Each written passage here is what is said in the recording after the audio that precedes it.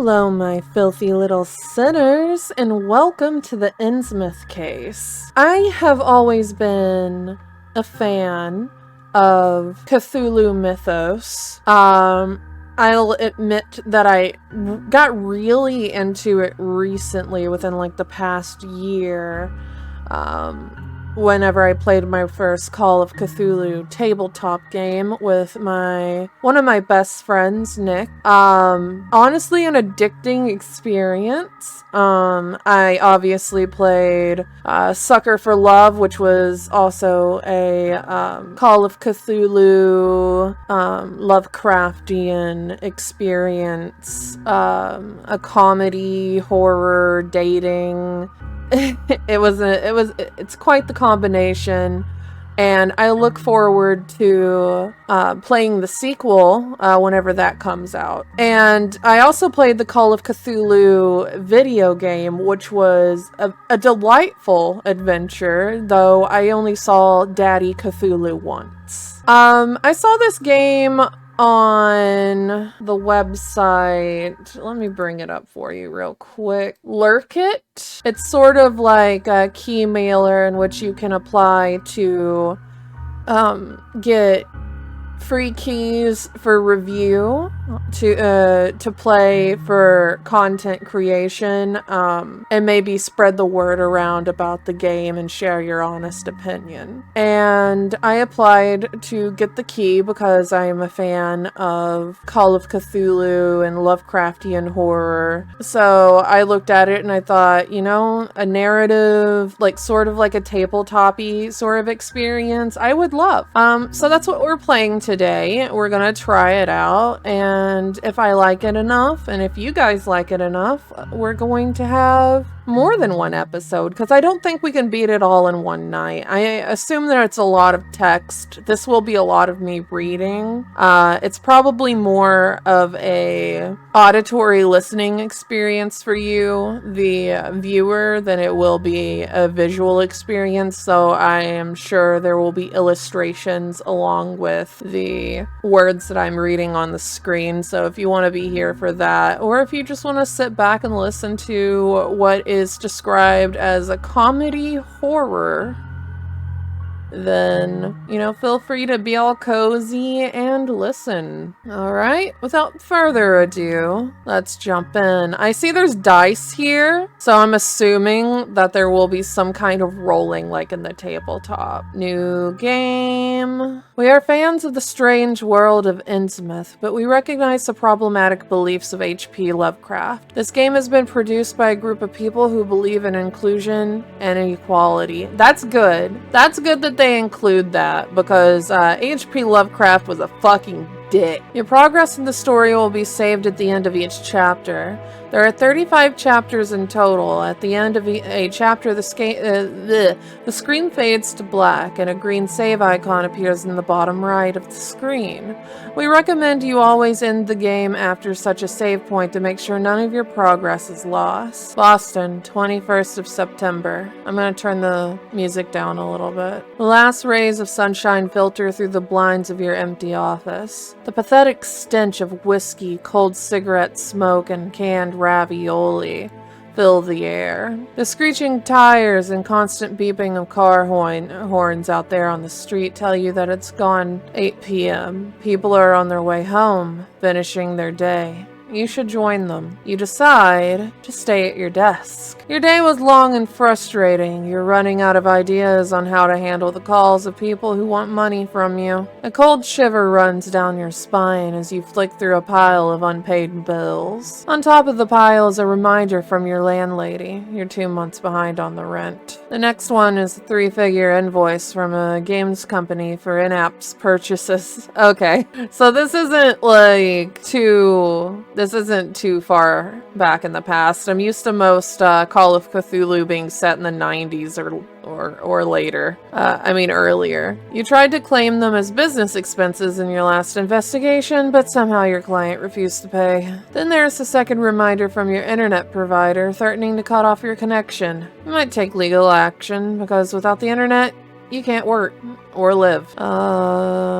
You really need your lawyer. You look for your lawyer's phone number and find it on an overdue final reminder with a note that her services will no longer be available to you. Fuck. Right, that story. You breathe a deep sigh. It may not have been a successful day, but at least it's over. You're looking forward to a classic Friday night, watching old mystery series at home in sweatpants and getting drunk on cheap booze. Since the early afternoon, you've been staring at the foreboding bottle of liquor at the other end of the room. Up until now, a vague sense of professionalism has kept you from drinking yourself into oblivion. Now nothing stands in the way. Suddenly you hear someone at the door. Who is it? The door suddenly cracks open with a timid creak. The unknown guest pauses. Then, in a breathy and melodic tone, you hear a woman utter, "Hello?" Your insides cramp. You suddenly realize that you haven't cleaned your office at all this year. You invite her in. I'm gonna act like nothing's wrong. Come into my space, lady. Oh, there is pictures and stuff. Hold on. If this side of the screen isn't gonna be used by anything important, then I'm gonna make my avatar a little bit bigger. I still have it shrunken down from whenever I played Sims. Smoky eyeshadow is dark as algae washed ashore, blonde, coiffed, wavy hair under a dark beret. The faint light of the setting sun catches in the strands of her hair, and you wonder how many heads this woman must have turned during her prime. What? She's still fucking gorgeous. What do you mean during her prime? She's completely different from your usual customers, nervous bankers with sweat stains under their armpits, convinced their wives have something going on with the mailman.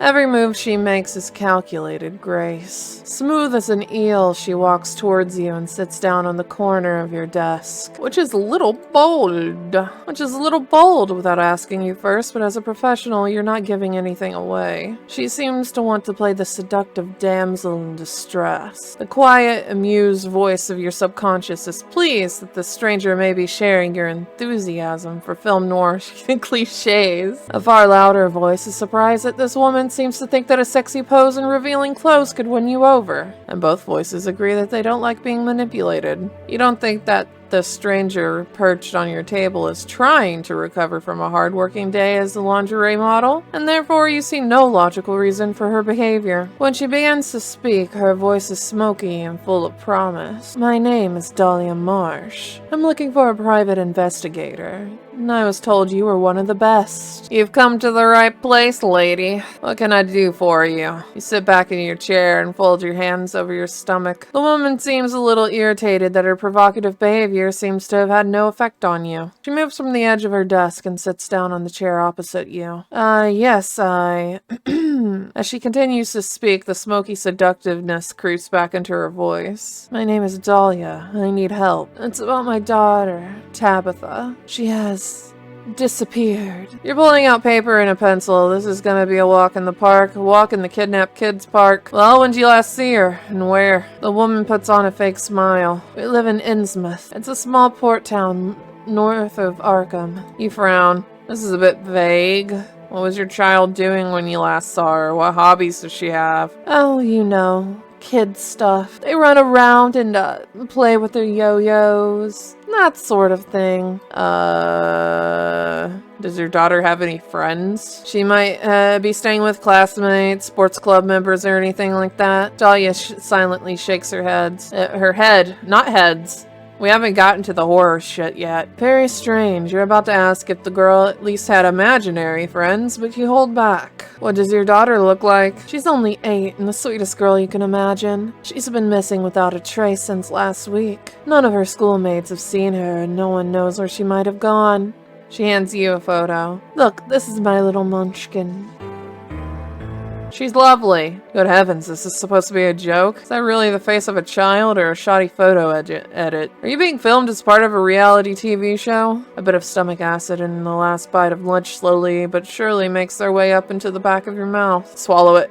With narrow eyes, you swallow the bile and involuntarily pull a face. Dahlia continues to look at you hopefully. She obviously didn't notice your mishap. That was close and could have been unpleasant. "I'm so desperate." Her eyes lock with yours. Ask more questions about the case. Dahlia nervously combs her hands through her hair. Yo-yos?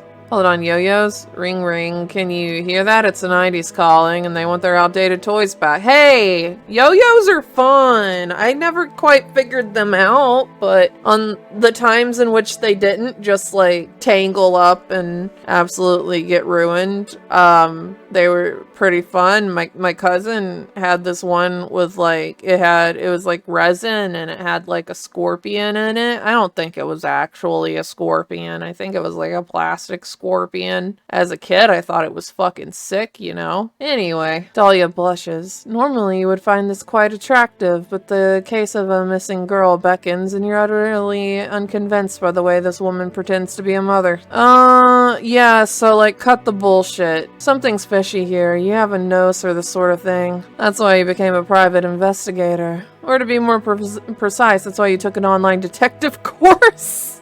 I'm fucking dead, bro. Or to be precise, that's why you took an online detective course that, for a one-off fee, provided the necessary qualification. It's time you take your visitor to task. Has your daughter really disappeared? You can't, you simply can't help questioning her further. Her story simply doesn't wash. Although it's exactly what your instructor warned you about, you're sticking to your principles. Dahlia's mouth becomes even more pinched, something you didn't think possible. I resent this insolence. Of course she's disappeared. What do you take me for? You stare at one another. The only sound in the room is the roar of the rush hour traffic creeping in through the window. Dahlia's face remains motionless. I see. And you have neither evidence nor arguments to back up your suspicions. She still seems angry, but she also seems desperate and dependent on your services. Ask more questions. What about the father? What about Tabitha's father? Are you separated? Often children reappear with family members. Dahlia smiles sadly. My little one can't swim well enough for that yet. Your pen remains on the same spot on the notepad. What the fuck was that supposed to mean? Let her talk. Dahlia turns her gaze away from you and looks dreamily, no, longingly out of the window. Her father was a fisherman, like most in the village. A few years ago he went out to sea but never returned. His boat was washed ashore weeks later. His colleagues told me that he had finally followed the call of the waves. You keep quiet for a moment. Deceased family members are always a sensitive subject.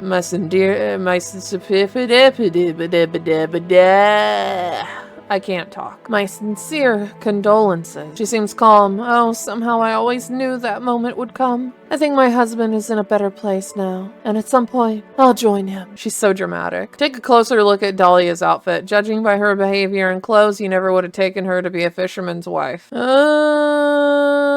Anything? Okay, no further questions. You mumble before to yourself than her. Dahlia stretches her neck imperceptibly. No doubt she would like to take a look at your notebook. Your pen hovers over the notes you've taken. Missing daughter, dodgy lady. That's it. You worked with Les. Yeah, sure, whatever. You nod. A missing persons case. Nothing unusual.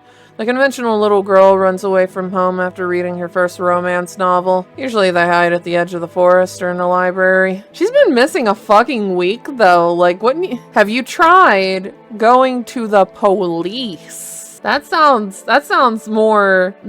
like a better option than a private detective. Like, before you can say anything, she drops a photo of the child and rolls a bill. Oh, okay, I am indeed getting paid. Rolls of bills on your desk. For your expenses. You nod and try not to drool down the front of your shirt. You haven't seen this much money in ages. You don't have much time to prepare. A quick search reveals that only one bus goes to Innsmouth and about only once a day. A pattern emerges in your research. The few news items related to this little coastal town are all about missing persons. In addition, you find some rather old-fashioned articles that praise the coastal town as a secret holiday destination.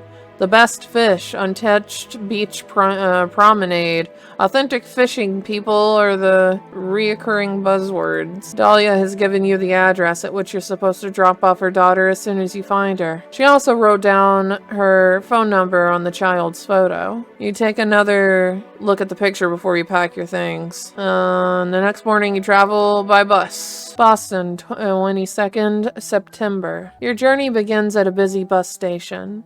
There's supposed to be a bus line that departs from here to Innsmouth. Buses, you think to yourself, are not only an environmentally friendly means of transportation, they're also easy on your wallet. Sadly, the departure boards aren't much of a help. New York, Maine, Rhode Island, no trace of Innsmouth as a destination. You wander around for a while until you notice a cleaner eating a sandwich on the side of one of the vending machines. Talk to the cleaner. Excuse me, where can I find the bus to Inns? Without letting go of a sandwich, the cleaner points to an abandoned counter in the dingiest corner that a public bus station could ever be capable of. The man gives you a nod, indicating that anything that can be said has indeed been said. You find that the counter is elaborately decorated with cobwebs. It's a bit early for Halloween preparations, but at least someone's made an effort. At the moment, nobody seems to be there. You press your face behind the plastic window to peer into the room behind. Hello? Hello? Is anyone there? I have to go to Innsmouth. No one there. Suddenly, out of nowhere, a bus ticket appears on the counter. Might the trip be free? Leave a donation. You're a staunch defender of the law.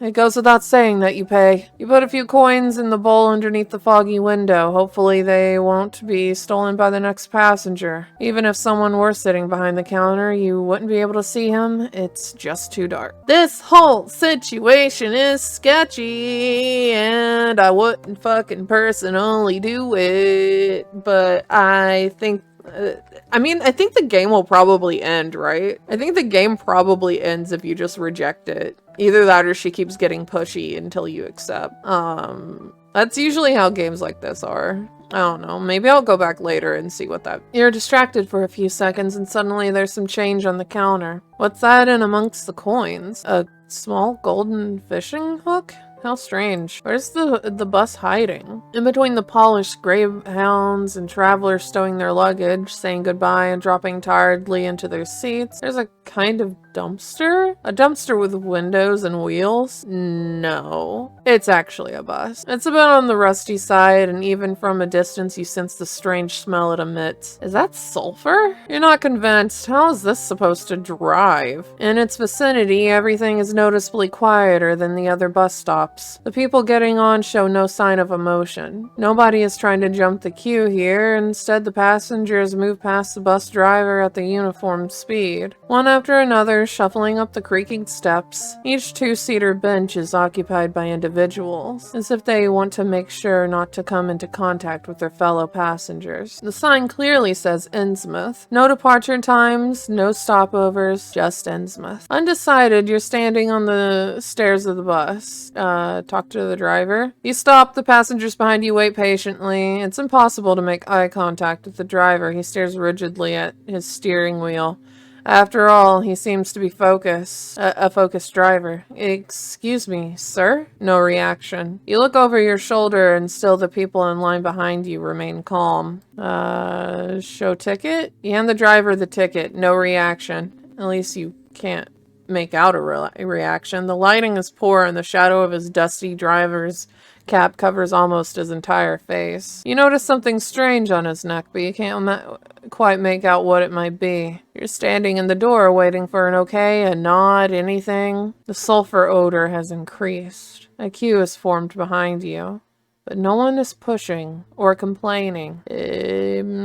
But just gonna keep walking. You shuffle sideways through the center aisle. You don't remember the bus looking this long from the outside. You're surrounded by shabby two-seater benches, and some are already occupied. One traveler per row. The last bench is free. Looks like the upholstery's torn in some places, though. Or has it been slit open? You can see springs with sharp wire edges, and some sticky liquid seems to have leaked onto the floor. Why didn't you just sit in one of the free rows? Here in the back, almost everything is occupied. Most of the passengers seem to have purposely sat down in the aisle seats, blocking off the window seats. Maybe this is an opportunity to get a little closer to the common Innsmouth visitor. I don't think I want to talk to nobody. I'm just gonna sit in the back. I've always been the cool outsider. At least that's what you like to tell yourself. So you take the back row, which you have all for yourself. The ride won't take that long, will it? You wish you had paid a little more attention to the map. The smell of sulfur rises into your nose again. You try to sit down carefully without tearing grabbing your clothes on the wire springs of the seat cushion. Suddenly, a jolt. You can't balance, and you're pressed into the seat by the most mysterious of all invisible forces. The bus starts without any warning. Because of the abrupt start, a bunch of yellowed paper has rolled across the dirty floor right in front of your feet. You pick it up.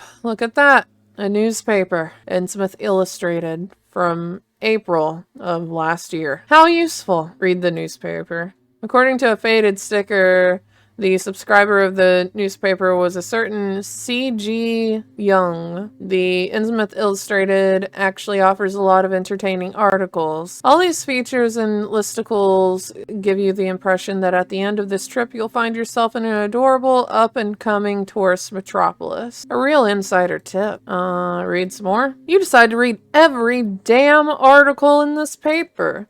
Preparation is everything, as you know, and apart from that, you're bored to death. You find that Innsmouth has a boardwalk, that even a beach bar was opened last year. Finally, you discover the crossword puzzle, which turns out to be quite difficult. Quite a lot of fish-related terms. See you later what? Yep, you got that one. But you got stuck on making pastries, but with an H, or toll road.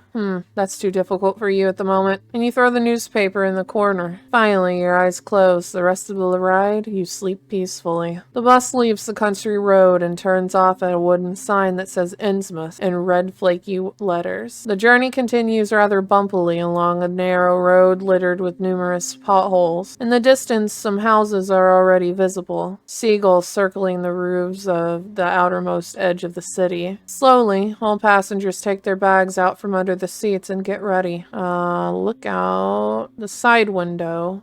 That's odd. The bus passes by a huge, what is this, scrapyard? Parking lot? Why would something like this be right outside the city? You pass another wooden sign whose half-peeled writing advertises the Innsmouth Park and Ride area. A lot of cars look like they've been sitting here for years. Sand covers some of the bonnets and the windscreens. The front door of the bus opens with a squeak, and you join the monotonous line of locals stepping out of the bus as if in a daze. Almost walking in step, you all get closer to the exit. As you walk down the steps, you have to protect your eyes from the sunlight. Turns out the windows of the bus were tinted. The other passengers shuffle off. Finally, Innsmouth. You examine your surroundings while you stretch your legs, trying to unwind from the stressful journey. No artist could have adequately captured the serenity and beauty of this place. A clear blue sky lights up the town square, which is paved with bright limestone and surrounded by neo-colonial buildings reminiscent of 19th century New England. A fresh sea breeze, crying seagulls, and locals going on about their business. In the center of the square, water trickles from a fountain. As you stretch your limbs and breathe in the clean air, you're suddenly startled by the water feature right in front of you. The fountain is an enormous fish-like brass creature, an open jaw lined with shark-like fangs spouts brackish water down into a massive and humanly contorted body. As if that wasn't enough, there appear to be human bodies squirming underneath its massive claws, their faces as contorted as yours is right now. How long have you been standing here? Eyes wide in shock, you feel utterly paralyzed. You start to scan the town square and notice more and more disturbing details. On every corner you spot ornamental statues and reliefs of fish. But these are not your classic harmless kind of fish. These are pagan symbols and grimaces of supernatural creatures from the darkest crevasse of the deep sea. In surrounding houses, you can see faces pressed against the windows. All the locals appear to be watching you. You suddenly start to think that the cries of the seagulls sound particularly human-like, sound like humans crying out in pain. What happened to the idyllic scene from a few moments ago? Welcome to Innsmouth.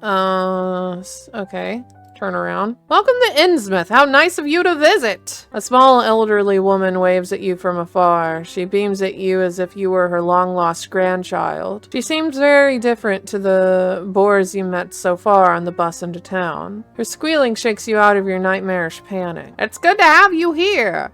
I notice you're very taken by our local fountain. It was built in 1704 by Abdul Necrotis, favorite artist and friend of Charles Dexter Tillinghast, the founder of Innsmouth. The central figure was a present, and it was supposed to be to commemorate their travels together to Cairo. You clearly see the Egyptian influences in Necrotis's work here and there. Points wildly in every direction. And here! I'm sure you've already noticed this yourself. You look like someone who knows his way around art, she says in a wild smile. Oh, a wide smile. You're still in shock.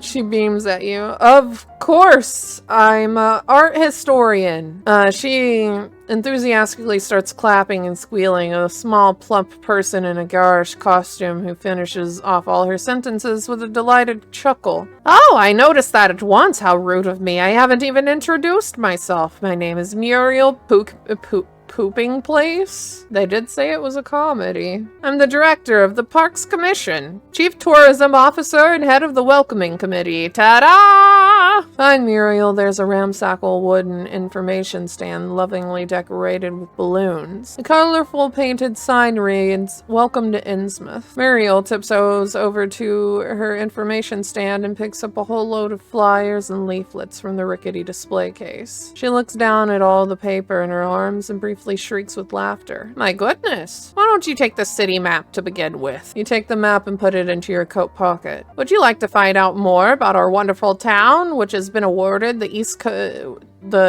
Coast Stunning Town Award for several years in a row?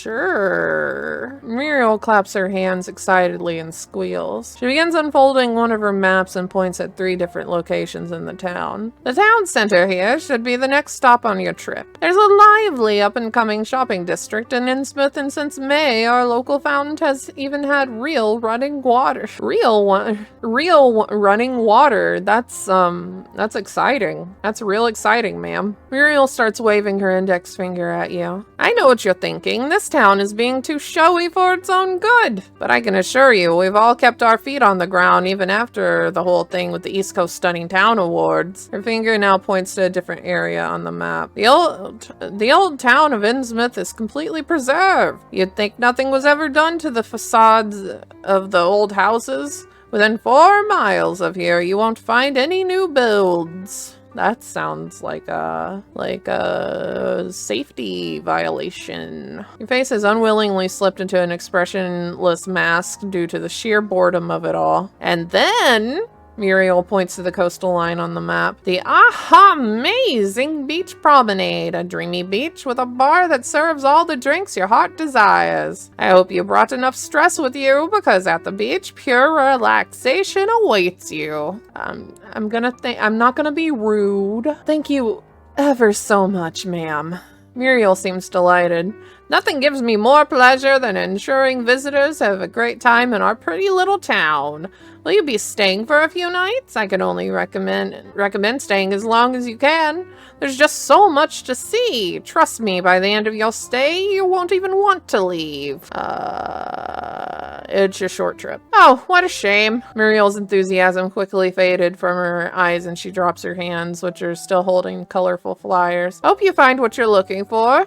Have a great time. Her eyes move past you and settle on a tourist family right behind you. Seemingly in the flick of a switch, she's back to her gleeful demeanor, bouncing over to the family and waving her brochures. You head further into town along the cobbled road in the direction of the coast. Not long ago, the sun was bright in the sky, but already the first wafts of mists are creeping into the street. The air feels thicker and the sun can no longer penetrate the fog. To think about where you want to go. You slow down, you lean your briefcase against the wall, and you start pacing up and down the quiet alleyway. You've got an important choice to make right now. The city center is in the north. Even from afar, you can see the outlines of the old and ornately decorated buildings in the main town square. Here you should find the police station, the main shopping street, and of course, the town hall. As a coastal town, Innsmouth also has a harbor. From your research, you found out that this is a bustling area with a dreamy beach. You expect there to be mostly tourists. According to your research, the only hotel in town, the Gilman Hotel, is located in the old town. You think about checking in. You could do with a freshening up and get rid of that bus smell that is clinging to your clothes. Just as you're about to set off, your heart leaps into your throat. You've forgotten your briefcase. This has never happened to you. You usually take good care of that little possess. There's nothing you can do about this now. You'll have to wait until your return journey to find out whether someone has handed it into the lost and found. Still, you could have sworn that briefcase was already gone.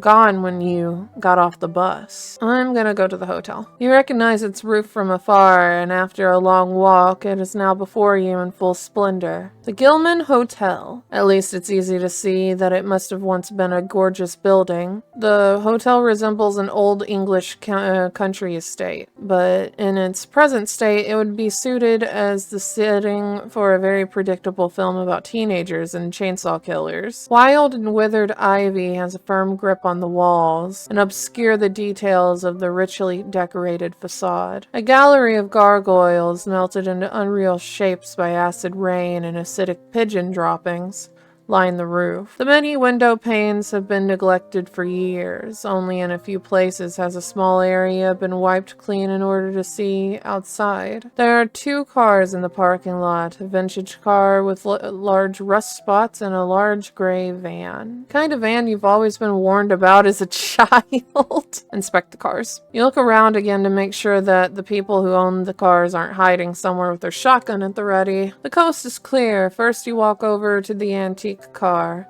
Well, you're not a car expert, but the car looks antique to you anyway. Both seats inside are made of white leather. A bit tacky. You turn away from the antique car to look towards the van. No writing on the side, a regular registration plate. The windows in the front blacked out. Hang on. You have a brainwave. Maybe this is the van into which poor Tabitha has been pulled when she was kidnapped? When she was lured to her awful fate by sweets and lollipops? That sounds completely plausible. Of course, it all makes sense. In all likelihood, you've just managed to find the actual kidnapper. The seed of all that is evil and wrong in this case. All you had to do was book a hotel room and stare at cars. You're a natural. No, I doubt it. I doubt it's that simple. Now you need some proof. Try to get into the boot. Of course, whatever you're looking for must be in the back of the van.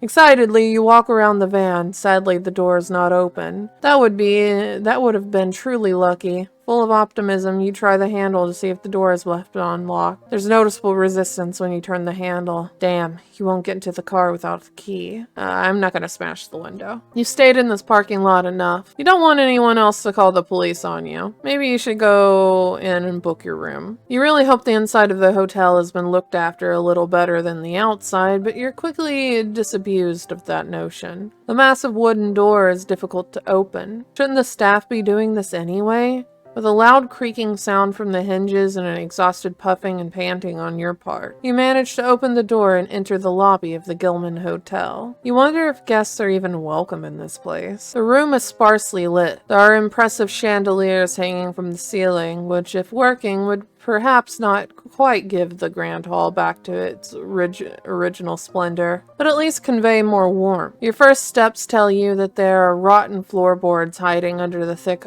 carpet. The green wall paneling and wallpaper also appear rotten and musty. Sort of wet. Go to reception. Oh, Jesus Christ, why do you look like that? Excuse me, sir, but why do you look like that? Before you let yourself be distracted by the questionable interior design and the associated health issues, you walk purposefully towards the reception desk. A small greenish creature stands behind the counter. The loudly humming ceiling lamp above harshly illuminates the silhouette and gives his face hard edges. You can make out every individual speck of dust and dandruff on his dark green velvet collar and crooked shoulders. Maybe they should be dimming the lights after all. The figure smiles at you, or perhaps it's more of a grin. His face unsettles you. You lean forward at an angle to get a better look at him. Corners of his mouth reach all the way up to his dried up ears. Oh, is the pointy bits his ears, or is that like part of his beard? I don't know. I think he's like an old grandpa Dracula.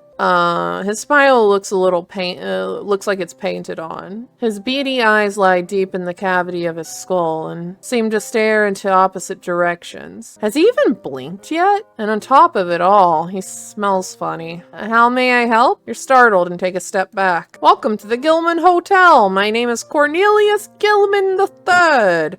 How may I be of service to you? The man's gaze remains unchanged, and his unnatural smile still seems to be etched into his face. You're still surprised that he can talk with that expression on his face. Just a moment ago, you could have sworn he was an inanimate puppet. Just like now when he's not speaking. I don't want to be rude. I would like to book a room, please. You begin and manage not to blurt out in a different hotel. Perfect. The Gilman Hotel is delighted to be able to welcome you as a guest. May I ask whether you're in Innsmouth for business or for pleasure? How long will you be staying with us? Would you prefer a view towards the beach or the skyline of our exciting town? When would you like to be woken up? Do you sleep deeply? Are you traveling alone? Do you have family? Who knows that you're here? Can I interest you in our spa, fitness, and wellness activities? Would you like to subscribe to our newsletter? How long can you hold your breath? Pardon me? Funny story. I've been able to breathe underwater since I was a child. Are we done now? Can I go to my room? The concierge's expression did not change a tiny bit for the duration of your conversation. Let alone did he blink. Thank you very much. That's all I needed to know. Now all you need to do is sign here. He tilts his strangely shaped head over to the guest register. I'm gonna sign with XXX Noob Slayer 555XXXX. Sadly, we're all booked up for the season. There's only one spare room. Here's your key for room 666. Enjoy your stay. Room 666? It's like they were expecting me. It's like they were expecting me. You look at the key, which has magically appeared on the counter. Then your eyes slowly wander past the man to the wall. Countless other keys hanging there. Ayo. I want to look at the room. I want to see what the room looks like. Oh, the hallway doesn't look that bad. Look at the golden panel with the layout of the different rooms and floors. Room 666. There it is. 4th floor. You'd think that it would be on the 6th floor, but I guess there's more than 100 rooms per floor? That must be a big-ass hotel. You walk up the stairs to the upper floors, but you can still feel the eyes of the concierge on you. Panting, you finally reach your floor. An almost endless corridor spreads out in front of you. At the other end, you can see a figure who seems to be as lost as you are. Didn't the building look much smaller from the outside? You walk down the corridor when you notice the figure approaching you. Your brain is mentally preparing itself for benign hotel small talk. It's you! But who was phone? You walk a bit further and realize you're standing in front of a mirror. That's why the corridor looks so vast. The mirror marks a fort. According to the room numbers, your room should be further on the left. In the corridor towards the right, you can see a small yellow sign on the floor. Maintenance. Go to my room. Oh, well, that doesn't look bad at all. That looks... Oh, that's a Cthulu head on, and it's veiny. Everything else looks fine. Everything, you know, it could be quirky. You know, it could be like a quirky hotel. I'm sure nothing wrong is gonna happen here. After 2 more confusing turns and giant mirrors, you reach room 666. Finally! You're gonna drop your stuff and take a nap. Good plan. Of course, the door resists being open. You jerk the key back and forth and...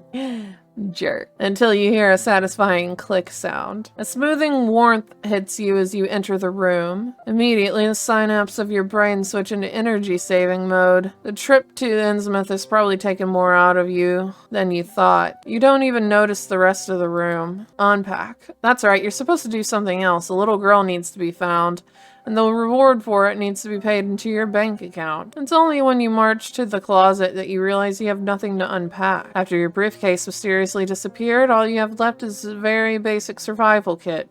A toothbrush and travel bottles of various care products that you had stuffed into your coat pockets in a rush. You go into the bathroom and position your treasures around the sink. A handful of ice-cold water is enough to refresh you. Good thing you didn't go straight to bed. Who knows what you might have never woken up again. What the fuck?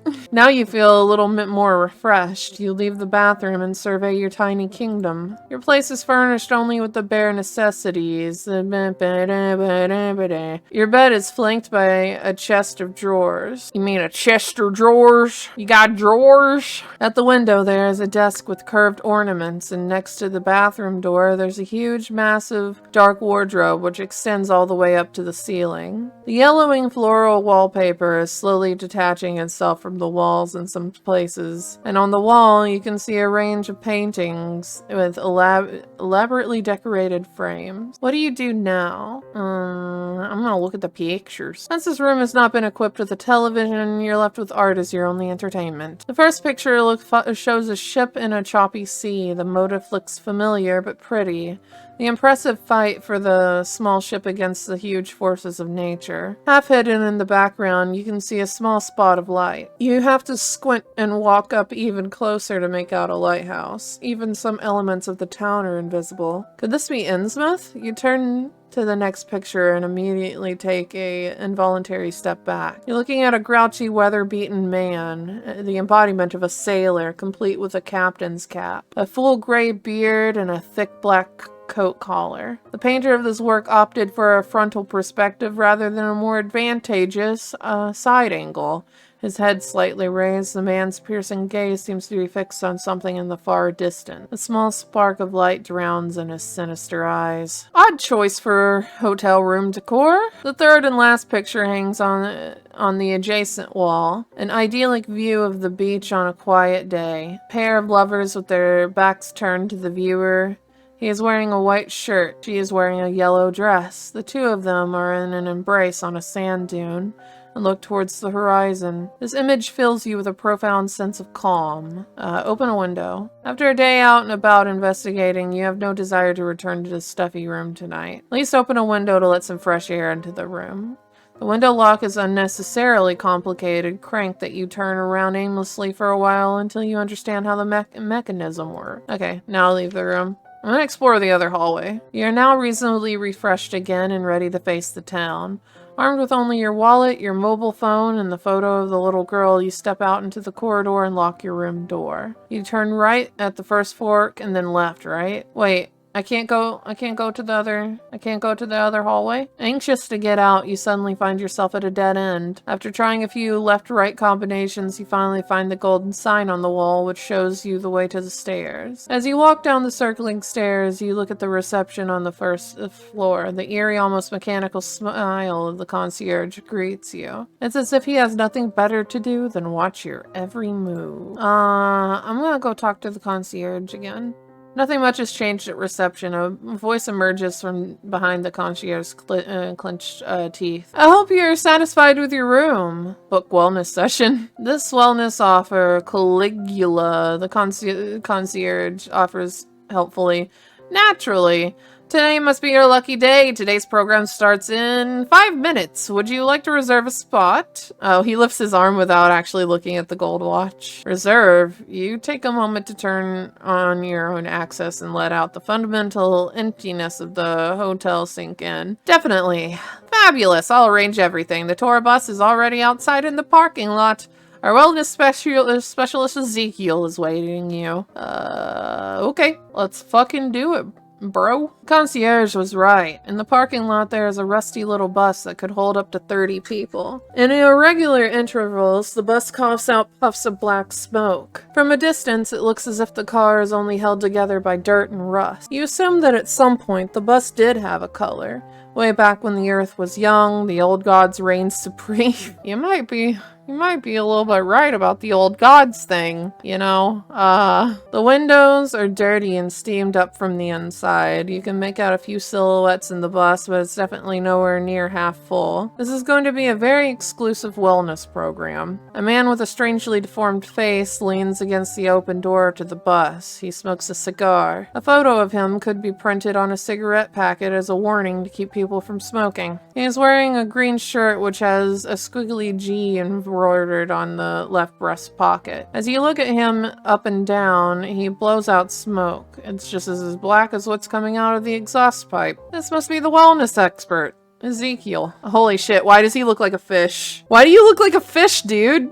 Is everyone here a fish? Is that the thing? Everyone here is a fish? They've eaten so much fish that they've become fish. Good afternoon, you greet him. Is this the wellness program, Caligula? The man nods and answers without taking a cigar out of his mouth. He nods towards the open door. Well, at least he's unambiguous. The stairs leading to the bus wobble with every step. Inside the bus, there are 5 couples of all ages. Greet your fellow travelers. Hello, everyone. Hey. The younger people mumble in response to two younger couples in their early 20s, two middle-aged couples, and one that looks like they're just beyond the age of 60. The older ones just give you a reserved nod. Understandable. Some people like to be left alone on their holiday. Other people is their idea of hell. A creaking, squealing sound, meanwhile. Your tour guide has gotten into the bus and dropped into the antique driver's seat. He pulls the lever and the bus door closes. While the bus pulls off down the parking lot, your guide croaks into a loudspeaker system in a bored voice. Dearly beloved, my name is... sorry. Dearly beloved, my name is Ezekiel. I'll be your driver and wellness consultant for the day. It is my pleasure to welcome you on behalf of the Gilman Hotel to Caligula Wellness Program. I must remind you that it is strictly prohibited to take photographs of our wellness facility. No photos. Ow, the speakers crackle and emit shrill noises. This, however, does not seem to bother Ezekiel in the slightest. We begin our wellness program on the popular and world-famous Innsmouth beach. No photos. Interview fellow travelers about the missing girl. Get up again and stand in the aisle of the bus. The eyes of all 10 passengers are now... Oh god, I'm gonna be so fucking obvious and annoying about this.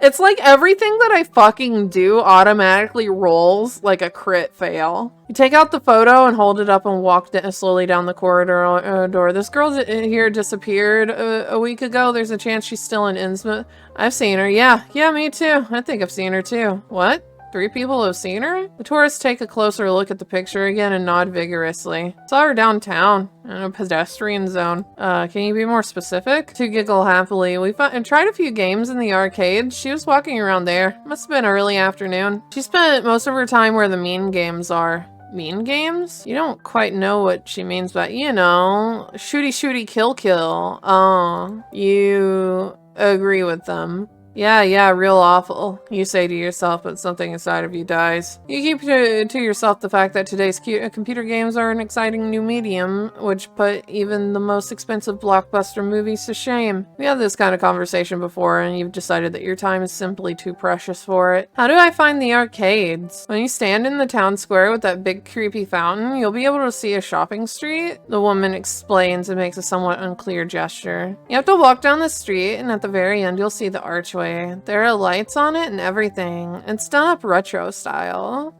So the arcades seem to be Tabitha's favorite place. Good to know. You decide to make the best of this forced break and stay in your seat. Outside, sad old buildings pass you by, then a cemetery and repetitive chain of small fishing tackle shops, markets, and houses with drawn curtains. On your left, you'll see houses. It sounds through the PA system. On your right, you'll see more houses. For a few minutes, the bus drives through some narrow, winding alleys. Increasingly, the simple houses give way to bigger warehouses. The distant cries of seagulls suggest that you are approaching the harbor. The bus finally turns onto a road that runs parallel to the quay wall. The other tourists start cackling excitedly as they spot the fishing boats and smaller boats in the harbor basin. On your right, you can see the sea. Look at the harbor. You join the tourists and look through the faded windows. Indeed, boats in the harbor. Gosh, who would have thought? Boats of all shapes and sizes continuously enter and exit the harbor.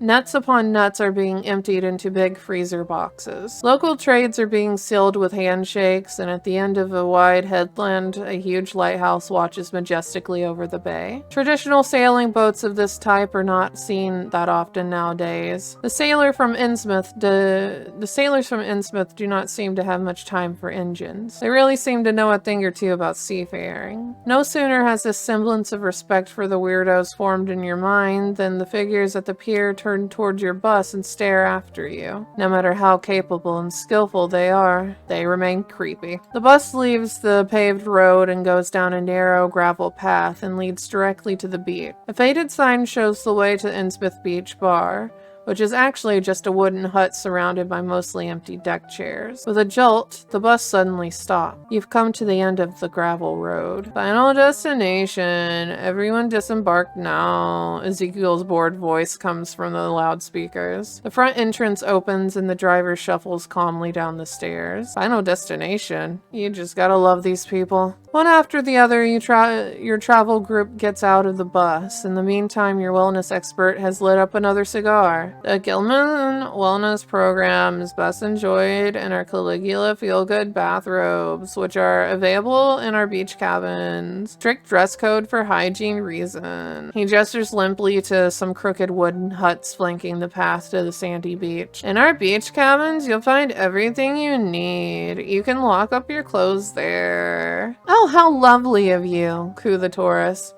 They really spoil you here. Maybe these people have completely lost their marbles. What the hell? Why didn't anyone tell you that you're supposed to get undressed here? And now they want you to lock up your belongings in a shack that looks suspiciously like an outhouse. Do it anyway. I don't know. I don't like confrontation. Oh, what the heck. Some of the cabins are not yet occupied by the others, so you have the choice. The dilapidated cabin, the rancid cabin, or the cabin smelling of urine. I'll go with dilapidated over smelly. Excellent choice. It even has a key. In the small hut, there isn't even room to stretch out your arms. A simple nail is driven into the wall at eye level and serves as, oh god, that sounds like bad times. As you take off your coat, you notice some deep scratches that run across 3 of the wooden plank. You don't recall Ezekiel mentioning any wild bears. On the beat? I don't know a lot about bears, but I don't think they... Anyway, you actually managed to get undressed without smashing the nail into your eye. You strip naked in tighter and more uncomfortable places, like... Ah yes, the old back of the car! We've all been there, am I right? Just me? But that's a story for another day. You fold your shoes and clothes into a neat pile. That bathrobe may be a few sizes too big for you, but that doesn't bother you much. You lock your cabin from the outside and store the small key in your breast pocket. You are ready. Ready for wellness! Ezekiel shuffles in front of your wellness group. Your little group is now walking the last stretch across the beach. The sight in front of you is hardly a postcard motif. Are there even postcards from Innsmouth? Yeah, there's like one right here on the side of the screen that I'm covering up with my buddy. Dark clouds are now up on the horizon. You notice how all the colors of the sea, the beach, and people seem to be swallowed up by the strange light conditions here. You hold up your hand in front of your face. Your skin looks gray and matte, but you still feel relaxed. The murmur of the sea invigorates you. You feel a deep longing rising within you. A serene sense of inner peace and freedom. A monotonous beat. The sound seems to come directly from the beach bar a few hundred yards off in the distance. It appears to be surrounded by about a dozen people. Given the changing weather, it's perhaps no surprise. What else is one supposed to do on this beach apart from drinking cheap cocktails and dancing to bad music? Further away, untouched by tourism, wellness, and scratchy bathrobes, you make out the lighthouse of the harbor. Ezekiel leads you to the shore. Strange, how is this supposed to work? You had expected small pavilions where you would be massaged and pampered after a short dip in the sea, but apart from the bar, a few hundred yards away is nothing to be seen far and wide that can suggest wellness, except for the metal frame. A kind of cage stands in the shallow water. It's big enough for your group to fit in. Is this the small you were told about? Ezekiel does a walk up to the rickety cage and unlocks its padlock. With a tired smile, he opens the gate and points inside. Voila. Okay, I'm just gonna watch. You hold back while the other tourists reverently touch the brown metal bars as the rusty cage was a World Heritage Site. Are you missing something? Phase 1 of the treatment is seawater therapy. Ezekiel makes a lazy gesture towards the tetanus-ridden cage. During a 2-hour session, the participant's body is exposed to healthy sea air. At the same time, regular rinses ensure a firm skin. The effect is particularly positive for participants with neurodermatitis. He looks at the guests. Phase 1 is followed by a deep treatment. If you please, visibly bored to death, Ezekiel points to the open gate of the metal cage. 2 of the younger ladies venture carefully into the shallow water. They gurgle excitedly as their feet dip into the cold, muddy seawater. Your partners follow them, and so do the rest of the group. One after the other, the tourists enter the cage. You are the last to follow them in. Oh, I don't get a choice. I don't get a choice of whether or not I go in. I guess we're in. Anyway, then they're gonna lower it into the ocean, and I'm gonna become Cthulhu food. Great. Doesn't take long until a cold shiver runs down your spine. Not much room in here. Your group stands uncomfortably close to each other, and even the women who were cackling excitedly only a minute ago seem a bit uncomfortable with this form of wellness. A loud noise brings you back to reality. Oop, there goes gravity. It almost sounded like a locket. Oh,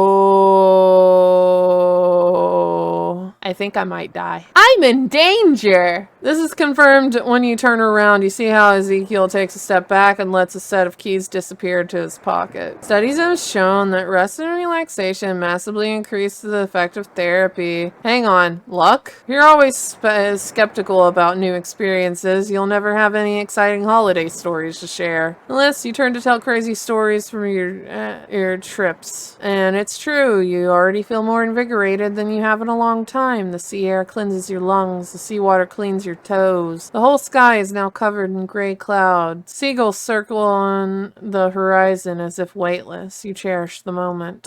Pass the time with meditation, I guess? Inner peace has never been your strength, but now is probably a good time to start. Time passes, at times agonizingly slow. At others, as if in a flash. In the first half hour, the tourist still makes small talk, but even the encouraging words and stories become far less and less frequent. It's almost nightfall.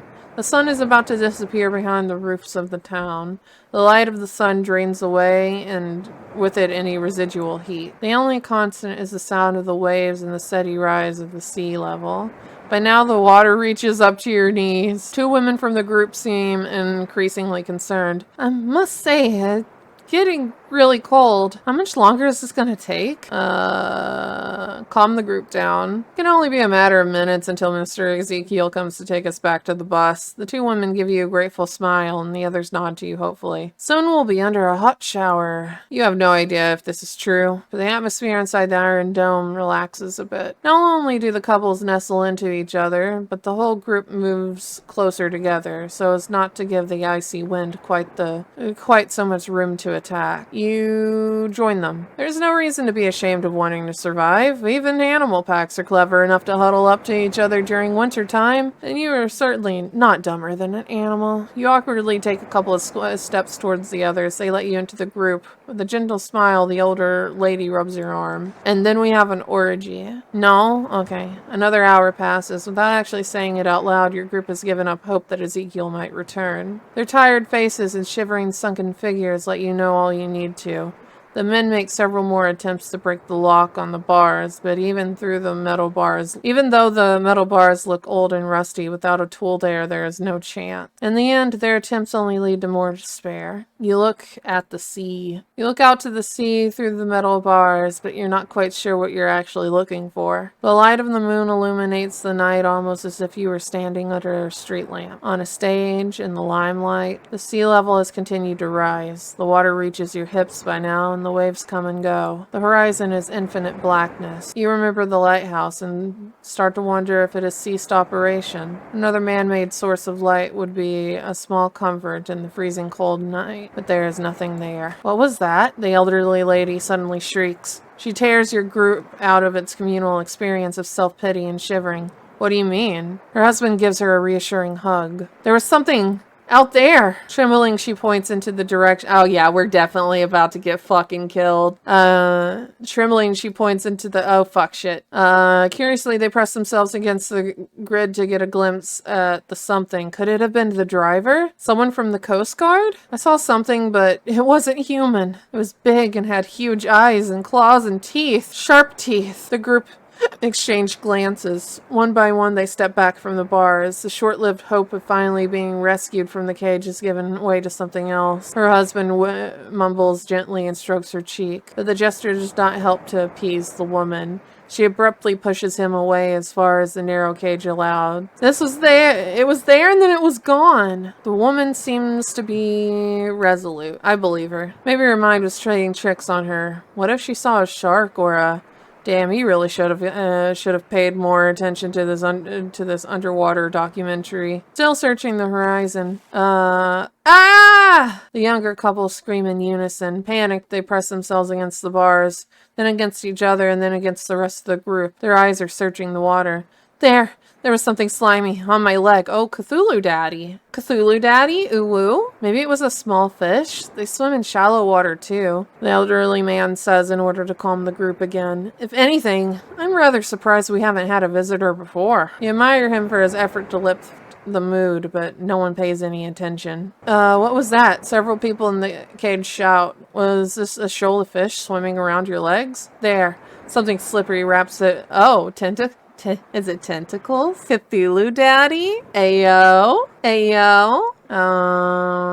Grab the tentacle. Despite the relatively high level of the sea and the waves, you attempt to try and reach the slippery something that is winding itself around your feet. Your head dives into the cold water, something you could have certainly done without. You grope blindly in the water until your fingers touch something smooth, which then disappears in a flash. Oh yeah. That's definitely the guy from earlier. Oh my god, look. Somebody knows. Something is pressing against the cage from the outside. And indeed, as the woman said earlier, it's not human. It's a sea creature that could be straight out of a 1950s horror movie. The scaly creature, however, is not a man in a fish costume. It is much too lifelike and big for that. It must be at least 6'6", maybe more. Imagine. The body is bent forwards and its mighty arms and claw-like hands are wrapped around 2 bars of the cage. The head emerges directly from a thick bull's neck and it has huge swollen eyes and a broad mouth whose long teeth sprout past the lips.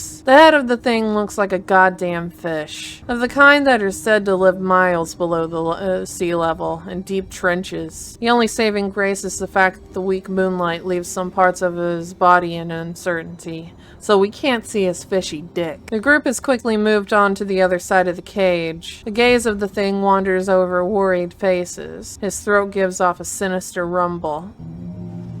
You try to communicate with the creature. The creature is focused on the rest of the group. It looks like the couples have huddled together anxiously. You clear your throat. The fish creature turns its massive head in your direction. Do you understand me? You ask with loud, clear words. Nothing. No reaction. You begin to wonder if there's anything at all going on behind those big eyes and how the brain might be with which this mighty creature was blessed. The creature blinks, 2 skin flaps shut vertically over the eyes. It's an unnatural sight that sends another shiver down your spine. With a jerk, the creature pushes itself off the cage and dives into the next wave. It's gone. God, you're such a dick, hisses one of the young ladies. But who means well, the elderly man says. Okay, fine, maybe he's not that bad. Maybe you should have asked for his name, or the name of anyone here, but there's a few typos. There's a few typos that they could work on, but you know what book doesn't have typos here and there? But that ship has probably sailed. A sound tears you away from those important thoughts. A short, quick splash. Wendy! Screams one of those that stood in the far corner of the cage. She's gone. Wait, how did they fucking fit through? Oh, yeah, he probably wasn't fitting them through the bar's hole, was he? Probably like ripped them in half. That's impossible. How would... The tourist's conversation is interrupted. Wendy emerges from the water on the other side of the cage. Irritated, she rubs water from her eyes. She takes a few steps and lets herself be moved forward by a light. Oh. What? How did that? What was... In her wet bathrobe, she now stands shivering in the water. What happened? What's so weird? What? Oh my goodness. What? No, off the desk. No kitty on desk. No kitty on desk. No kitty. No. That slippery thing was there. I felt it wrap around my knee tighter and tighter. Then it just dragged me down. I don't know. It pulled me underground. I kicked and then it let go. Oh, maybe he's helping us. Maybe he's a good fish man, like from that Guillermo del Toro movie where the lady fucks the fish man. The soil must be looser than we thought, you heard someone whisper hopefully. 2 of the men dive down. After a few seconds they reappear. They take a deep breath and disappear into the water again. They repeat this 3 more times. Then they appear and wipe the dirt and salt water off their faces. The bars go deep, but I think it stops. The thing goes about 3 feet deep into the ground.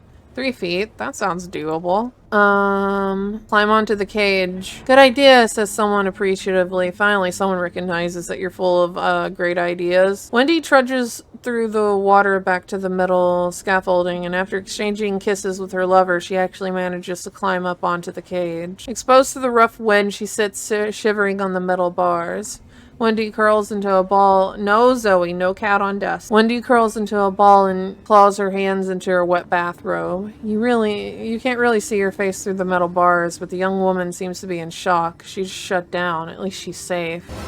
Oh, a blood-curdling scream tears you back to reality. Oop, there goes gravity. Then both men and women start screeching. Confused, you try to get an overview of the situation.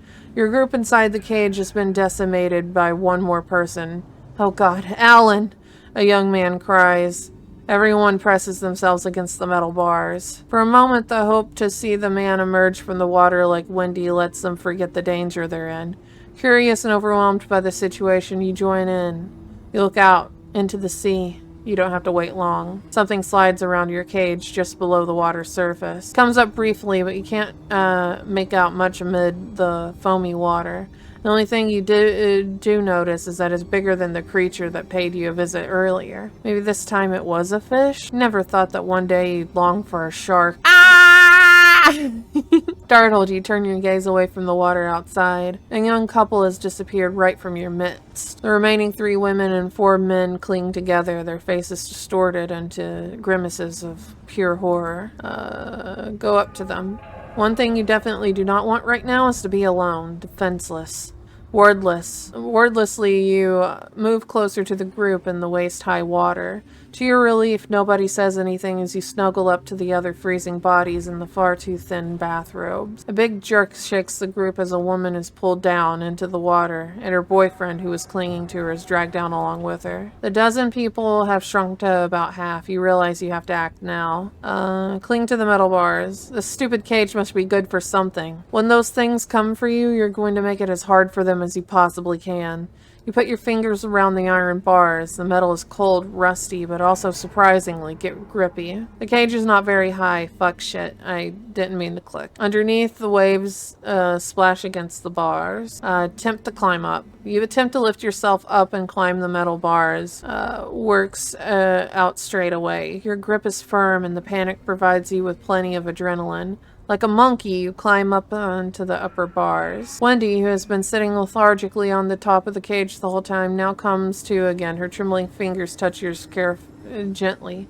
You can do it. I'll help you. I won't let go of you. The grip of her scratched hands does not exactly give you a stable hold, but it is the mental support that gives you strength. For God's sake, that's disgusting, an elderly lady says from below. Clearly, while hanging from the ceiling in the loose bathrobe, it reveals more than it conceals. But you're beyond caring right now. Another person screams. You look down. By now there are 4 people left. A young couple and the retired couple. Help! One young man and retired couple. Shit, shit, shit, shit. The man hisses. You blink and he's gone too. Oh, Roy, why did we have to come here? The old lady sobs into her husband's shoulder. You know why you're here. To find a missing little girl. It's a mission you've criminally neglected so far. But right now you have other problems. Hey! Yes, you! You look down. The old man pleads with his wife. You must help Dorothy. Oh, damn it. No, not without yous later. And the old man gives his wife a leg up. The old woman stretches out her hand. You grab her hand. Damn it. If you die tonight, at least it's an honor as an honorable person. You manage to grab Dorothy and pull her up a little. With her free hand, she grabs onto the bars covering the top of the cage, but then she simply dangles there like a ripe pear. Well done, dear. That's good. Just... Another splash interrupts her husband's pep talk. Suddenly, the water splashes up to the ceiling of the cage. Then a sudden jerk tugs at Dorothy. My leg! My leg! She cries miserably. From the corner of your eye, you can see that a glistening tentacle has... Oh, Daddy? Has wrapped itself around the calves of the old lady and is now pulling at her. I'm gonna keep holding on. Oh shit. That is a nice touch. That is a nice touch. Well done. Well done, game developers. Well done. That is a nice way to innovate a narrative experience with the tentacles there. I do applaud you for that. You do have a few typos and it's a bit of a slow start, but if I can give you anything, the little tentacles coming in, wasn't expecting it, and I did indeed enjoy that. With a little luck, this thing will let go of her. After all, it seems to mostly act underneath the water's surface. Your eyes meet. Her eyes wide open. There's nothing but sheer panic in the old woman's face. It's no use. The tentacles pull even harder and jerk, and the jerk immediately pulls both of you off. Oh shit, fuck me. Immediately pulls you off the safe metal grid. A hysterical scream is the last thing you hear before you drop into the cold salt water. Did I die? I died! The tentacles pull you into the depths of the sea. Innsmouth waves, take me home to the place where I belong. You know what? Fuck me in the asshole. That was nice, actually. I'm gonna load last chapter, but I'm going to have to quit here because my voice is giving out on me. Yes, we can. Oh my god. You know what? Delightful. Delightful. I wasn't expecting it because it had mixed reviews, but you know, you can't always trust the reviews on Steam. I don't know. One second. I don't know how that was, like, as a watching experience or a listening experience. You're gonna have to let me know in the comments below if you've gotten this far. My cat is a fucking crackhead right now. She's running all over the fucking living room. So if you hear weird cat noises, it's her. I enjoyed it, and I think I might visit it in the future, be it on stream or, you know, solo. I don't know. I like it. I like it. It has, sometimes the humor can fall a little bit flat, but it honestly, it reminds me of those, Goosebump Choose Your Own Adventure books that I used to read as a kid. And it has a very goosebumpy type of humor. So I imagine that for some adults, it can be a little bit cringe, but I embraced the cringe and I enjoyed it despite the cringe. I enjoyed it for the cringe even, but you know, I am cringe and I'm free. But yeah, if you guys really liked it and you guys want more story time, let me know and I'll read more of it. It doesn't surprise me that we died. It doesn't surprise me that I died. Maybe if I wasn't a hero and I didn't try to save the old lady, I could have survived. I don't know. We can try that next time if there is a next time. I love you guys. Bye bye. Mwah.